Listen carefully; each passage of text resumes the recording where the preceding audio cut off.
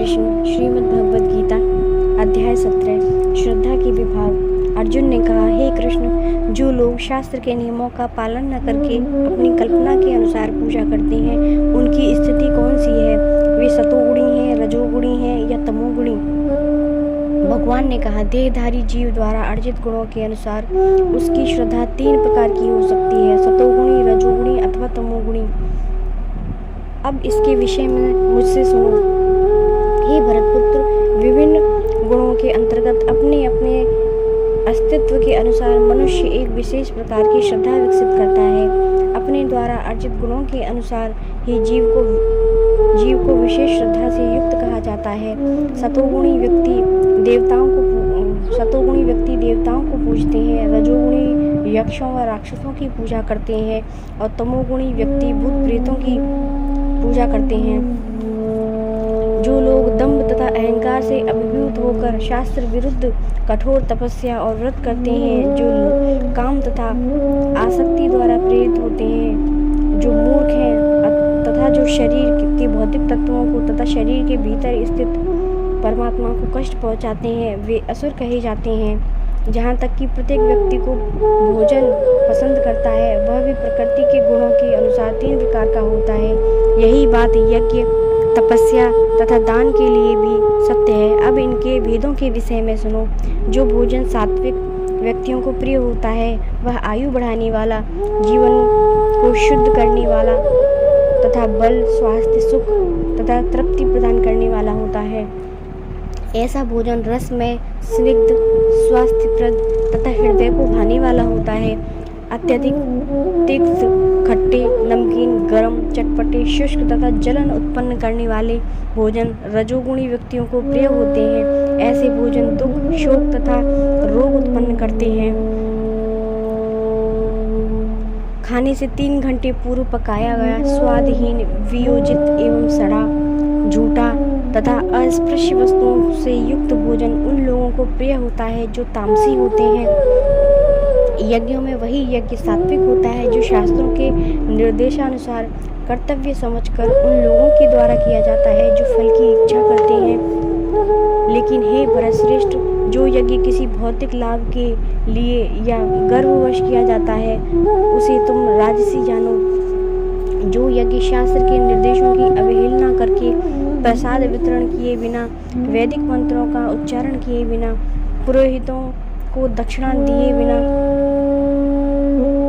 तथा श्रद्धा के बिना संपन्न किया जाता है, वह तामसी माना जाता है। परमेश्वर, ब्राह्मणों, गुरु, माता पिता जैसे गुरुजनों की पूजा करना तथा पवित्रता, सरलता, ब्रह्मचर्य और अहिंसा ही शारीरिक तपस्या है। सच्चे, भाने वाले, हितकर तथा अन्य को क्षुब्ध न करने वाले वाक्य बोलना और वैदिक साहित्य का नियमित पारायण करना, यही वाणी की तपस्या है। तथा संतोष, सरलता, गंभीरता, आत्मसंयम एवं जीवन की शुद्धि, ये मन की तपस्याएं हैं। भौतिक लाभ की इच्छा न करने वाले तथा केवल परमेश्वर में प्रवृत्त मनुष्यों द्वारा दिव्य श्रद्धा से संपन्न यह 3 प्रकार की तपस्या सात्विक तपस्या कहलाती है। जो तपस्या दंभ पूर्वक तथा सम्मान, सत्कार एवं पूजा कराने के लिए संपन्न की जाती है, वह राजसी कहलाती है। यह ना तो स्थायी होती है न शाश्वत। मूर्खतावश आत्म उत्पीड़न के लिए या अन्यों को विनष्ट करने या हानि पहुंचाने के लिए जो तपस्या की जाती है, वह तामसी कहलाती है। जो दान कर्तव्य समझकर किसी प्रत्युपकार की आशा के बिना समुचित काल तथा स्थान में और योग्य व्यक्ति को दिया जाता है, वह सात्विक माना जाता है।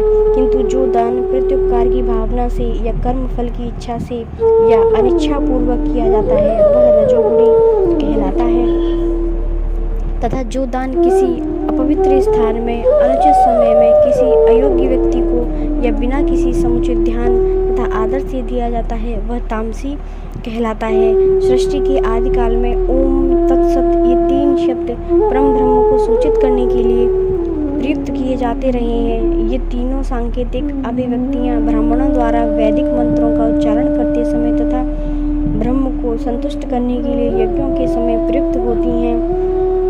अतएव योगी जन ब्रह्म की प्राप्ति के लिए शास्त्रीय विधि के अनुसार यज्ञ, दान तथा तप की समस्त क्रियाओं का शुभारंभ सदैव ओम से करते हैं।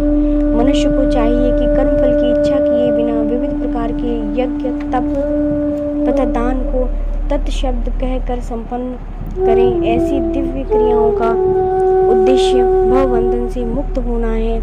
परम सत्य भक्तिमय यज्ञ का लक्ष्य है और उसे सत शब्द से अभिहित किया जाता है। हे प्रथा पुत्र, ऐसे यज्ञ का संपन्न करता भी सत कहलाता है। जिस प्रकार यज्ञ तथा दान के सारे कर्म जो परम पुरुष को प्रसन्न करने के लिए संपन्न किए जाते हैं सत है।